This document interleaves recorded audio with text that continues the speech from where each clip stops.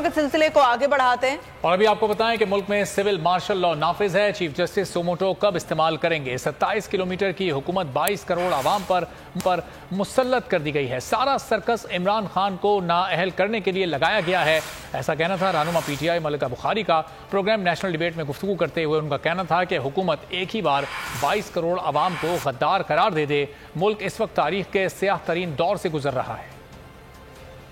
हम इस्लामी जमहूरियत पाकिस्तान नहीं आमरीत में रह रहे हैं, हम आमरीत के दौर में जा चुके हैं। बिकॉज अगर आइन इस तरह पामाल हो, कानून इस तरह तोड़ा जाए, सहाफ़ियों को इस तरह नज़रबंद किया जाए, वो मुझे बताएं कि सो मोटो इख्तियार को किस वक़्त इस्तेमाल करेंगे?